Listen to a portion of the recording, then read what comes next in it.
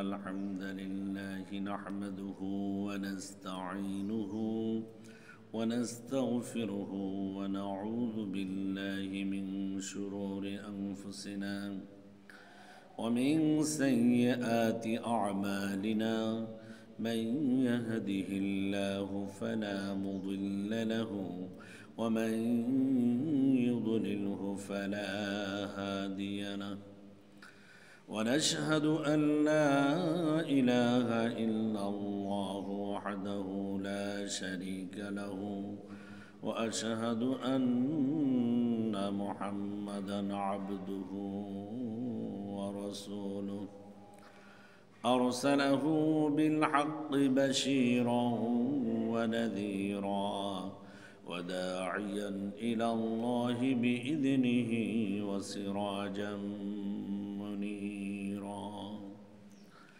إن الله وملائكته يصلون على النبي يا أيها الذين آمنوا صلوا عليه وسلموا تسليما اللهم صل على سيدنا مولانا محمد وعلى آل سيدنا رسولنا محمد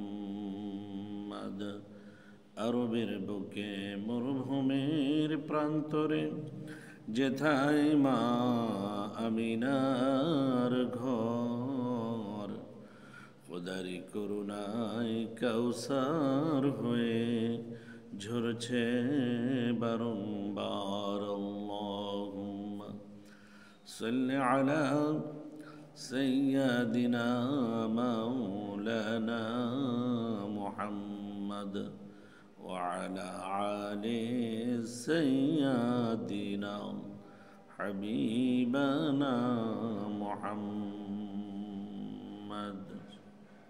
আলহামদুলিল্লাহ সমস্ত প্রশংসা ও তারিফ সেই মহান আল্লাহ পাক রব্বুল আলামিনের জন্য যে আল্লাহ পাক রব্বুল আলামিন দয়া করে মায়া করে মেহেরবানি করে অনুগ্রহ করে যে আল্লাহ তাআলা আমাদিগকে এই কুরআনুল কারীমের মাহফিলে এসে বসবার মতো সুযোগ করে দিলেন সে আল্লাহ পাক রব্বুল আলামিনের হাজার হাজার লাখ লাখ শুকরিয়া জ্ঞাপন করছি সকলেই বলুন আলহামদুলিল্লাহ শত কোটি দরুদ ও সালাম সে মুক্তির মানবতার দূত জনাবে মুহাম্মদুর রাসূলুল্লাহ সাল্লাল্লাহু আলাইহি ওয়াসাল্লামের প্রতি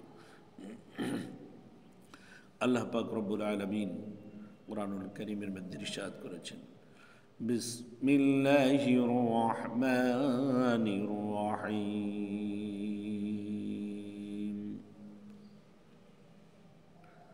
ওয়াইলুল লিকুল্লি হুমাযাতিল লুমাযাহ الذي جمع مالا وعدده يحسب أن ماله أخلده كلا لينبذن في الحطمة وما أدراك ما الحطمة نار الله الموقدة التي تطلع على الأفئدة إنها عليهم مؤصدة في عمد ممددة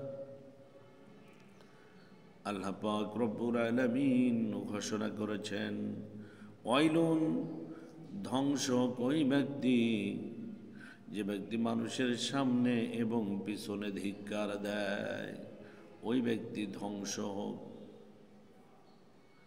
আল্লাযী জামআ মালাহু ওয়া আদ্দাদা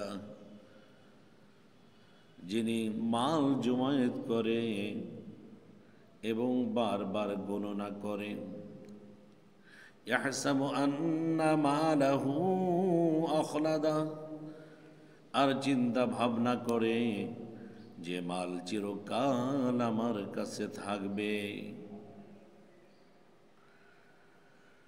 আল্লাহ বললেন না, কাল্লা, কখনোই নয়, লায়ুমবাদান্না ফিল হুতামা,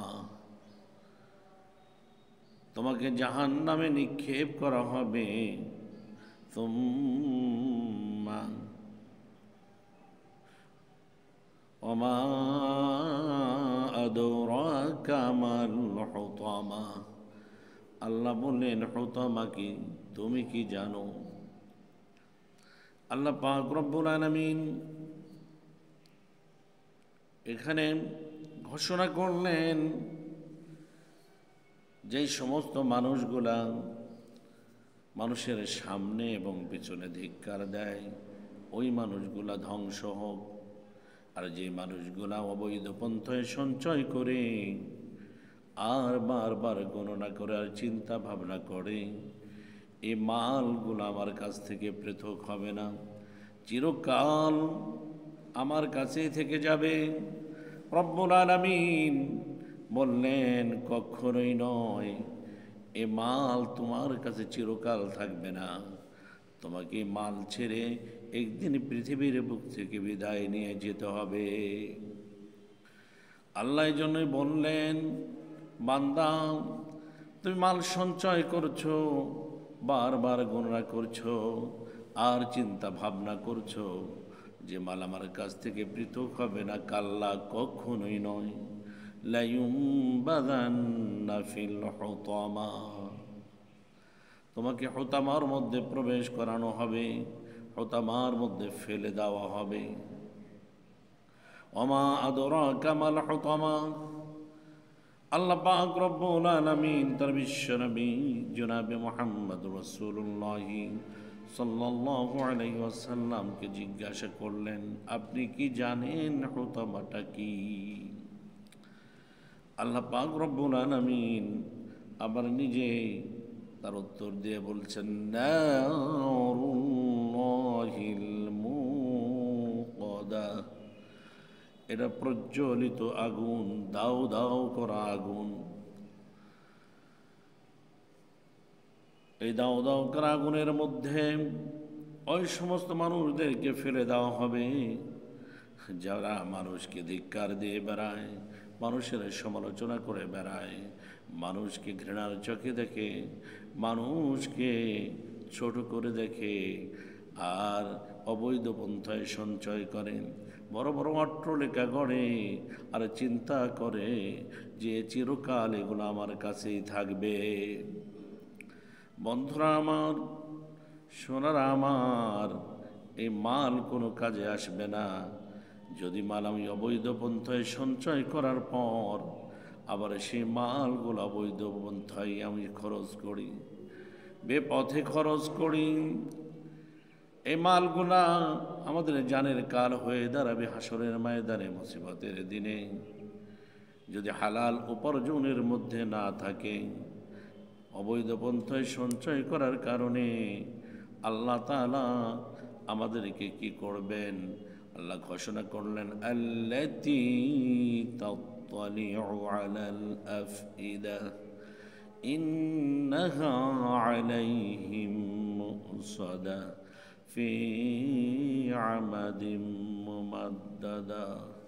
আল্লাহ বললেন, এই মানুষগুলাকে আমি লম্বা লম্বা খুঁটির সঙ্গে বেঁধে জাহান্নামের মধ্যে ফেলে দিব। সোনারা আমার, এই জাহান্নামের আগুন কি সাধারণ আগুনের মতো? তা নয়, এটা ভয়াবহ আগুন। এই আগুন যদি কারো কেরি আঙ্গুলে স্পর্শ করে তাহলে তার হৃদয় পর্যন্ত পরে সারখার হয়ে যাবে। এত ভয়াবহ আগুনের মধ্যে আল্লাহ পাক রব্বুল আলামিন তারা নাফরমান বান্দাদেরকে ফেলে দিবেন। এই জন্য আল্লাহ পাক রব্বুল আলামিন জাহান্নামের আগুন থেকে বাঁচতে হলে আমাদেরকে একমাত্র শুধুমাত্র আল্লাহ পাক রব্বুল আলামিনের ভয় অন্তরে রেখে আল্লাহর ইবাদত করতে হবে, আল্লাহর গোলামি করতে হবে। আর অবৈধ সব কিছু আমাদেরকে ছেড়ে দিতে হবে, হালাল পন্থায় সঞ্চয় করে হালাল উপায় উপার্জন করে আমাদেরকে সেখান থেকে খেতে হবে। হালাল উপার্জন ছাড়া আল্লাহর দরবারে কোনো বন্দিগি গ্রহণযোগ্য হবে না। সুতরাং আমাদের একমাত্র কাজ হবে যে রাস্তায় চললে আল্লাহ রাজি খুশি হন, যে রাস্তায় সঞ্চয় করলে আল্লাহ রাজি খুশি হন, সে রাস্তায় আমাদেরকে চলতে হবে। আল্লাহ তাআলা আমাদেরকে তৌফিক দান করুন। আমিন।